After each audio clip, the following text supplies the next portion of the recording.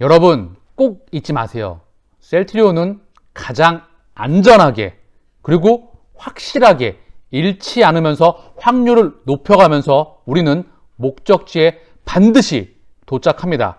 인내와 그리고 고통, 이 지금의 인내와 고통을 가지고 우리가 잘 견뎌낼 수 있고 시간을 내 편으로 만들 수 있다면 우리는 반드시 셀트리온에 투자해서 성공할 수 있습니다. 이 말을 꼭 기억하시기를 바랍니다. 자, 그러면 마지막에 말씀드렸던 헬릭 스미스에 대해서 알아보면서 유전자 치료제, 이게 어떤 기업이고 신약을 한국에서 그리고 전 세계적으로 개발하는 것이 얼마나 어려운 일인지, 그리고 지금 헬릭 스미스에 벌어지고 있는 사태가 왜 이런 사태가 벌어지는지, 마지막으로 그렇기 때문에 셀트리온이 왜 위대한 기업이고 지금 주가만 더딜 뿐 결국 실적을 찍게 되고 펀더멘탈이 반영되면 반드시 주가는 올라가게 되어 있습니다. 힘든 시간을 보내고 있을 거라 생각을 하지만 이 시간 동안 많은 정보를 흡수를 하면서 내꺼화시키고 투자는 최대한 보수적으로 하는 것이 원칙입니다. 정보를 받아들이는 건 누구보다 열린 오픈마인드로서 받아들이고요. 투자를 하는 원칙은 본인의 원칙을 목숨 걸고 눈은 감는 순간까지 최대한 보수적으로, 알지 못하면 투자를 하는 게 아니죠. 확신할 수 없으면 투자를 지팡하는 게 아니죠. 그리고 기업과 장기 동행하는 핵심 분야에 대한 경쟁력을 파악해내기 위해서 바이오 섹터이건 2차전지 섹터이건 그리고 인공지능과 블록체인 섹터이건 또는 기타 등등의 다른 정보에 대한 새로운 산업이 나오는 그런 분야에 대해서 다양한 정보를 흡수한 이유는 바로 그 기업의, 그 산업의 경쟁력을 이해하고 확신하려고 하는 공부를 해서 내꺼화 시키려고 하는 작업이 필요한 겁니다. 자, 그러면 헬릭 스미스에 대해서 알아볼 수 있도록 할게요. 헬릭 스미스, 주주 달래러 신사업 카드 꺼냈다. 7월 1일 한국경제신문에 나왔던 그런 부분이에요. 14일 주총에서 표심 잡기에 격돌하는데 지금 소액 주주단과 경영진과의 극단을 거의 달리고 있거든요. 이유가 미국 임상 실패로 유상증자를 반복하게 됩니다. 그래서 무려 개인 투자자들에게 3차례 이상의 6천억 원이 넘는 금액이 지금 회사에 집행됐어요. 왜냐하면 지금 캐시카우가 없기 때문에 임상을 하고 회사를 유지하기 위해서 끊임없이 자금이 필요하고 또한 상장을 유지하기 위해서도 여러모로 주가에 대한 부분과 문제가 많이 있다는 거죠. 근데 여기 주주분들도 정말 독한 개미분들이 정말 많으시거든요. 그리고 바이오에 대해서 엄청나게 공부를 많이 하시는 분들이 많은데 회사 경영진, 특히 이 회사의 창업자이자 그리고 연구 총책임자이자 대한민국 유전자 치료제의 대표 거기 최고 분야에 있는 사람인데 경영에 있어서 참 안타까운 부분이 많습니다. 계속 얘기할 수 있도록 하고요. 사모펀드 투자원까지 날려서 분노를 했다.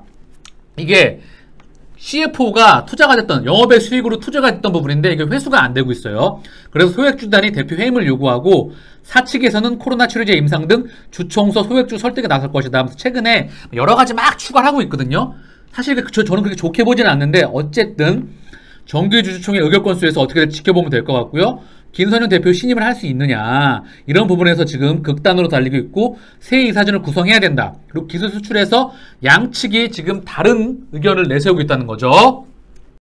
그래서 왜 이렇게 됐는지 봤더니 주주의 입장에서 봤는데 헬릭 스미스 입장에서 3번에 넘었던 거, 최근에 한 번 더 했던 것 같은데 6천억 원이 넘는, 최근에 한 번 더 한 것 같아서 유상증자가 정말 많은 개인들의 자금이 들어가게 됩니다. 그리고 유상증자가 없다는 주들과 약속을 지켜야 되는데 그 부분을 끊임없이 어기게 되고 DPN, 당뇨병성 신경병증 치료제에서 유일하게 퍼스트 무버고 전 세계에 치료제가 없어요.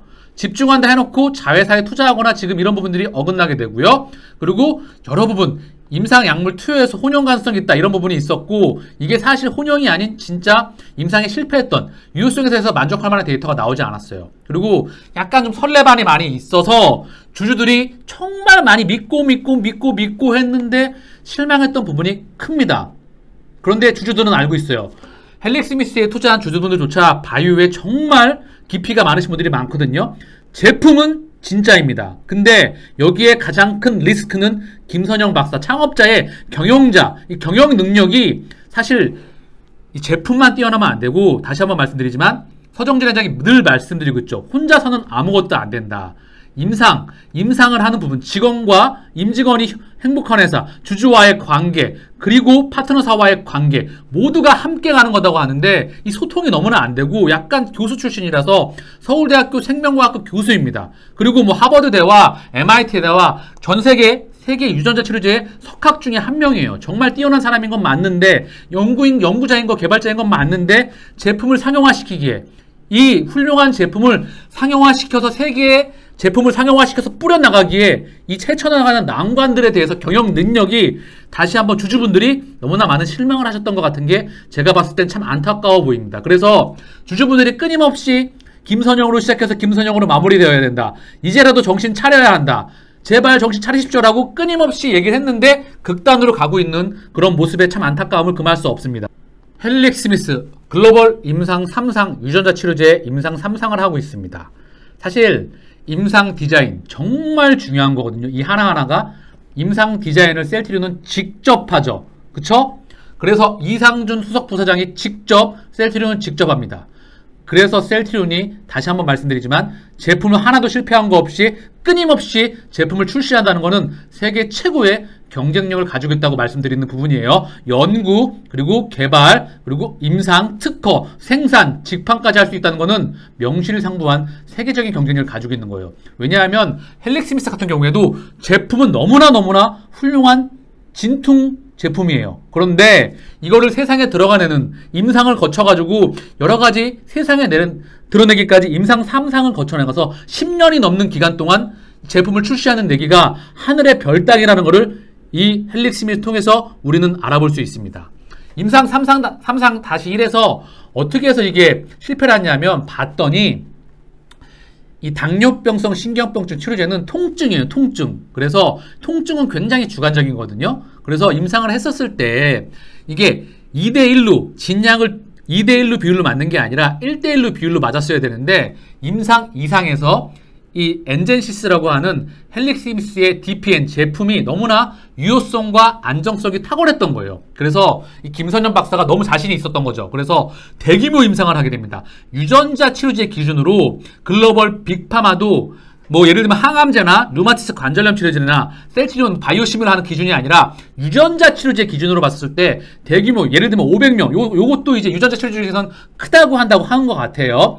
총 600명 정도를 했는데 이 한꺼번에 이렇게 많이 한다고 하지 않습니다. 그리고 나눠서 한다고 하고요. 그리고 나눠서 하는 이유가 그 수십 개의 임상 사이트 관리가 너무나 어렵다는 거죠. 왜? 중소바이오텍이 임상 3상 경험도 없고 신약을 개발했던 그런 경험도 없는 기업이 이걸 대규모로 한다는 건 사실 너무나 리스크가 컸던 거죠. 그래서 이 제품을 상용화하는 능력, 경영자의 경영 능력이 무척 중요하다는 겁니다. 개발자와 경영 능력은 같이 결합돼야 되는 부분이에요. 그래서 제가 개인적으로 교수 출신 분들이 뛰어난 연구자와 개발진이 있고 연구 인력을 있는데 이거를 제품화시켜서 세상에 뿌려내는, 세상의 모습을 드러내는 데까지는 경영 능력이 무척 중요하다 할 수 있겠습니다. 그래서 데이터에 대한 퀄리티가 제대로 확보가 안 된 거예요. 또한 진통제를 복용하지 않은 환자들로 했었어야 되는데 진통제를 같이 복용했던 사람들까지 임상을 했다는 거죠. 그만큼 약에 대해서 자신이 있었다는 거죠. 임상 이상에서 뛰어난 데이터가 너무 뛰어났었기 때문에. 그리고 3개월에서 6개월로 변경하게 됩니다. 유전자 치료제는 사실 6개월 DPN 기준으로 엔젠시스 기준으로 6개월 이후에 유효성이 많이 드러난다고 합니다. 근데 3개월에서도 자신이 있었던 거죠. 그래서 3-2에서는 추가적으로 152명 정도 해서 최대로 250명까지 잘라서 한다는 부분이고요. 진통제를 복용하지 않은 환자들 대상으로 하고요. 3개월에서 6개월로 변경한다고 하는 거고요. 진약과 위약 1대1로 한다는 거고요. 임상수택 CRO 대행업체를 선정을 해서 PRA 헬스사이언스라고 하는 이 좀 인정을 받았던 세계적으로 인정을 받은 기업 CRO와 하고요. 통증 임상정보 제2의 CRO와 같이 한다고 하는 부분입니다. 헬릭 스미스의 전고점이 187,811원, 현 주가가 32,750원입니다. 현재 주가에 있을 주주분들의 심정이 어떨지 짐작하기 어려우나 정말 지옥과 같은 고통스러운 힘든 시간을 보내고 있을 것이라 생각이 듭니다. 그럼에도 주주분들께서 끊임없이 회사에 투자를 하고 기다리고 할 수 있는 그 희망은 이 DPN, 엔젠시스가 글로벌 임상 3상에서 성공을 해서 그리고 상용화가 돼서 이 모든 부분들을 뚫고 갈 수 있을 거라 생각을 하죠. 만약에 글로벌 임상 3상을 성공을 한다면 이 정고점 돌파는 우습습니다. 왜? 진짜 그만큼 파괴력이 있는 제품이에요. 그러나 너무나 그 과정까지 뛰어난, 그 과정까지 험난한 과정을 거쳐 나가야 되겠죠. 그래서 그 부분에서 사측과 소액 주주들, 개인 주주들 간에 지금 의견이 양단을 하고 있다. 너무나 많이 회사에 실망을 했던 그런 부분이 있던 것 같아요. 어쨌든 끊임없이 소액 주주가 회사를 기다릴 수 있는 그 이유, 만들어냈던 DPN, 엔젠시스의 경쟁력을 한번 보고 갈까요? 유전자 치료제를 한번 공부하는 의미에서 알아볼 수 있는 시간을 갖겠습니다.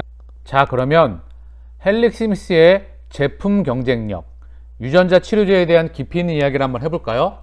헬릭시미스의 제품인 엔젠시스, DPN, 당뇨병성 신경병증 치료제, 이 유전자 치료제는 기존에 유전자 치료제 개발을 했었던 신라젠의 팩사백, 항암, 간암 치료제로 개발이 됐었죠. 그리고 코오롱생명과학의 자회사인 티슈진, 얘는 무릎 연골 재생에 관련됐던 유전자 치료제였습니다. 얘네가 만들어냈던 유전자 치료제와 제품 경쟁력에 있어서는 하늘과 땅 차이다. 즉, 제품 경쟁력은 정말 탁월했지만, 다시 한번 언급드리지만 제품 경쟁력 못지않게 임상 3상을 통과해서 세상에 모습을 드러내는 신약을 개발하기 위해서는 임상에 대한 디자인, 그리고 너무나 많은 부가적인 요소에서 경영적인 부분 또한, 제도적인 부분 또한 무척 중요하다는 것을 바로 헬릭시미스가 여실히 증명해내고 있습니다. 그 부분에 있어서 다시 한번 언급드리지만 셀트리온은 세계 최고의 경쟁력을 가지고 있습니다. 그래서 엔젠시스, 헬릭시미스의 제품인 엔젠시스는 기본적으로 HGF라고 하는 유전 물질을 만들어내요. 이 HGF라고 하는 유전 물질은 새로운 혈관을 생성하고 신경세포에 영양을 공급하는 등 다양한 기능을 가진 단백질입니다. 신생혈관의 형성을 유도하고 섬유증, 딱딱해지는 거죠. 그리고 염증을 억제하며 신경재생을 촉진하는 등 다양한 생물학적 반응을 유도합니다. 어떻게 쉽게 이해하면 되냐면요, 기본적으로 당뇨병이 오게 되면은, 특히 당뇨병으로 인한 합병증이 오게 되면은 혈관이 췌장에서 인슐린이 분비가 덜 되다 보니까 혈액이 끈적끈적해지고 심한 경우에 혈관이 막히게 돼요. 그럼 혈관이 파괴가 되죠. 그쵸? 그러면 심한 경우에는 장기가 파손이 되고요, 족부를, 다리를 자르기도 하고요, 눈이 실명되기도 합니다. 그래서 이 혈관을 하나씩 스텐스를 통해서 뚫어주기도 해요. 근데 이거를 너무나 많은 혈관들을 다 뚫을 수가 없으니까 이 바로 헬릭시미스는 어떤 아이디어를 가지고 이걸 치료하려고 생각했냐 하면, 유전자 치료제, 바로 유전자라는 게 뭐죠? DNA와, 제가 항상 언급하고 있죠, DNA와 RNA를 유전자라고 합니다. DNA는 원본, RNA는 복사본이라고 하죠. 그쵸? 그래서 이 유전물질, 유전자를 통해서, 자, 유전자 재조합 기술에 의해서 유전자를 자르고 붙여. 그래서 원하는 HGF를 만들어요. 이 HGF 유전 물질을 바로 플라스미드 DNA라고 하는 이거를 전달체로 씁니다. 플라스미드 DNA는 세균에 있는 유전자 덩어리입니다. 그래서 얘가 벡터로서 세포의 핵 속에 침투되기 좋은 시스템을 가지고 있어요. 플라스미드 DNA에서 헬릭시미스는, 특히 김선영 박사는 여기에서 탁월한 그런 경쟁력을 가지고 있으며 세계적으로도 인정을 받았던 그런 과학자예요. 그런데 이 넣어서 얘가 세포 안으로 들어가잖아요. 그러면 세포의 핵 속으로 들어가죠. 그럼 원하는 바로 이 HGF 단백질, 혈관을 생성할 수 있는 단백질을 만든다는 거예요. 이 바로 헬릭시미스는 혈관을 생성하고, 첫 번째 신경세포를 재생하고, 세 번째 근육세포를 재생하는데 이 세 가지에서 세계적인 경쟁력을 가지고 있었고, 그 분야에서 이 헬릭시미스가 세계적인 경쟁력을 갖는다는 건 김선영 박사가 그 25년 동안 이 생명과학, 유전자 치료제에 오직 한계를 걸어왔던 사람이었기 때문에 그래요. 하지만 거듭 말씀드립니다. 연구자로서는 탁월한 경쟁력을 가졌지만, 늘 말씀드리지만 경영적인 능력, 이 부분이 참 아쉬워요. 계속 말씀을 드리면, 그래서 이 제품을 가지고 4가지의 제품을 만들었습니다. 바로 당뇨병성 신경병증 치료제, 얘는 치료제가 없어요. 퍼스트 무버입니다. 얘도. 그리고 당뇨병성 족부궤양 치료제, 퍼스트 무버. 그 다음 근위습성 축삭경화증 치료제, 얘가 바로 루게릭병이에요. 영화에도 나왔었죠, 김명민 영화배우가. 그리고 ALS라고 합니다. 그 다음에 관상동맥질환, 쾌드라고 해요. 뭐냐 하면, 우리가 몸이 아프면 심혈관 질환으로 죽는 사람이 항암제에 의해서 정말 많거든요. 그래서 심장에 혈관이 막히게 되면 이 혈관을 뚫어줘야 되잖아요. 거기에 관련되는 질환인데, 이 HGF 하나로서 이 약 4개를, 바로 이 4가지를 커버하는 그런 엄청난 기대를 받고 시장에서 2005년도에 상장을 시작해서 연구 실험실 데이터, 그 다음 동물 임상, 그 다음 임상 1상, 2상, 글로벌 3상까지 진행했던 그런 기업이었어요. 그래서 기억 속에서 많이 있던 그런 기업인데 계속 말씀을 드릴게요. 그래서 어떤 치료제냐?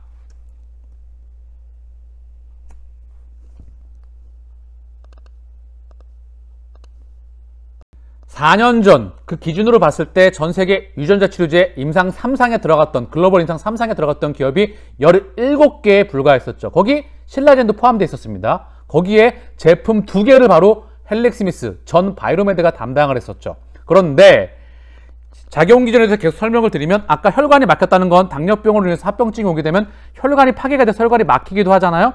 그러면 이 세포 속으로 영양분과 산소가 공급이 안 되다 보니까 세포가 파괴가 되면서 신경세포까지 파괴가 돼서 결국 통증이 너무 심해서 양말을 신을 수도 없고 밤에 잠을 편하게 하루라도 자는 게 소원일 만큼 정말 삶의 질이 떨어지게 되죠. 그래서 이 김선영 박사는 어떠한 그런 혁신적인 그런 유전자 치료제를 개발을 했냐면, 이 하나하나 혈관을 다 뚫어줄 수가 없으니까, 그쵸? 막힌 혈관이 많을 거 아니에요? 결국 HGF, 이 유전물질을 통해서 우회 혈관을 만들어주는 거예요. 우회 혈관.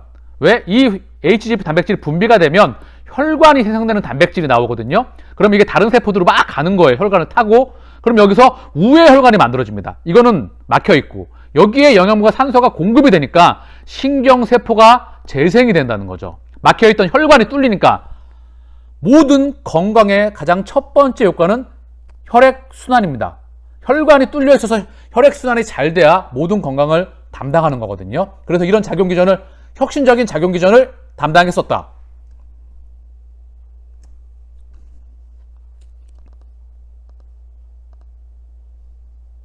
기본적으로 헬릭스미스가 만들어내는 제품들을 보면 당뇨병성 신경통증 치료제, 당뇨병성 족부궤양 치료제는 세상에 나와 있는 치료제 자체가 없어요. 그래서 2차 치료제로 개발을 하고 있습니다. 작용기전을 보면 병의 치료를 근본적으로 하는 그런 작용기전에 가깝습니다. 그래서 미국 시장 기준으로 치료제 자체가 없기 때문에 미국 진통제 시장밖에 없어요. 진통제 시장을 보면 4조에서 시장 규모가 무려 5조에 달합니다. 시장 규모가. 진통제 시장만. 화이자와의 리리카와 뉴론틴, 일라의 릴레의 신발탐한 진통제 시장이 나와 있어요. 유럽과 중국은 아예 뺐죠. 미국 시장 하나만, 진통제 시장 하나만 이 DPN, 엔젠시스가 4조에서 5조를 커버한다. 다른 이 DPN이 성공을 해야 헬릭스미스가 생존을 할 수가 있죠. 그래서 이게 성공하면 당뇨병성 족부궤양, 루게리병, 그리고 심형알 질환, 여기로 쭉쭉쭉 뻗어나갈 수가 있어요. 그래서 헬릭스미스의 주주들이 아마도 정말 지옥의 길을 걸어가면서 끊임없이 유상진에 참여를 하면서 이 임상 3상에 대한 결과물을 보고 싶어 하는 것이겠죠.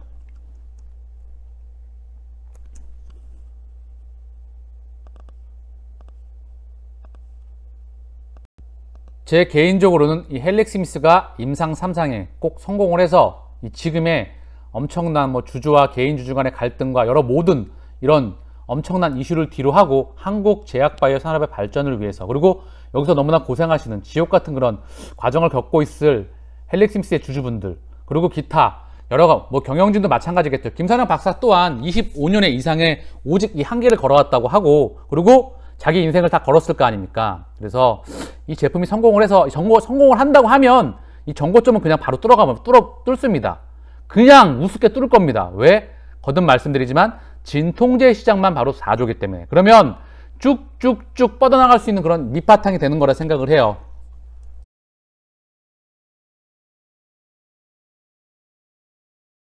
자, 그러면 이제 셀트리온에 한번 되돌아보는 시간을 가져볼까요? 신약을 개발할 수 있는 확률은 신의 확률이라는 표현을 써요. 하늘의 별을 딴다고 하죠. 0.01%입니다. 신약 개발기가 10년에서 12년 이상, 기본 비용이 1조 조단위 이상이 들어가죠. 그러나 셀트리온은 전 세계에서 두 번째 국가, 세 번째로 신약을 개발을 했으며, 보이다시피 세계 최초의, 이 보도자료에 보면 세계 최초의 항체 바이오 시뮬러를 개발을 합니다. 그쵸? 그리고 EC에서 코로나19 항체 치료제 레키노라 유망 코로나19 치료제에 선정이 됩니다. 이 모든 과정 속에서 세계 최초의 항체 바이오 시뮬러를 포함해 기존 산마와 또한 렘시마 SC의 세계 최초 바이오 베터, 그죠? 이걸 신약으로 출시를 앞두고 있죠. 그쵸? 이것 또한 성공하리라 보고 있습니다.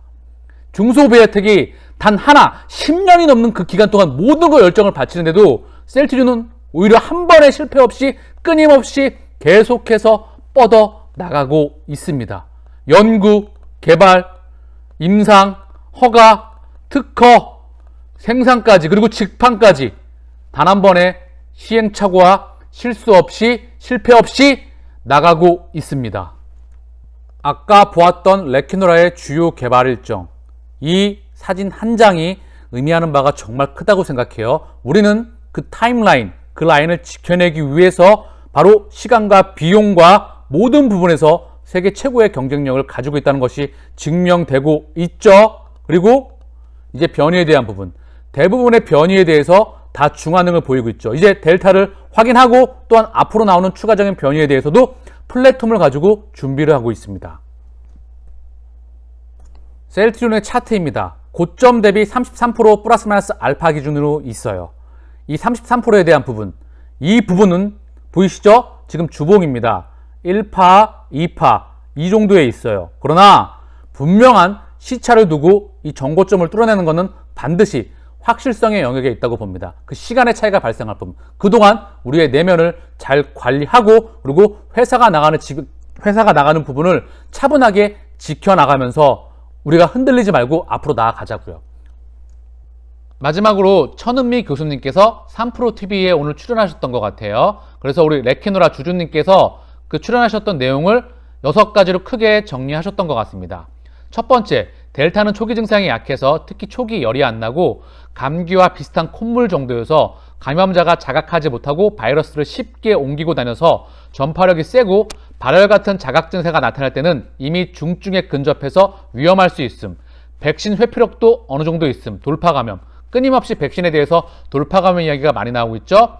두 번째, 델타 변이와 같이 초기 증세가 약하고 단순 감기와 비슷한 증세의 바이러스에 대응하기 위해서는 간편 자각 있는 키트로 수시로 검사를 자주 해야 함. 세 번째, 항체 처리제는 초기에 써야 효과적임. 우리나라에서 개발한 항체 처리제는 셀트리온 거임.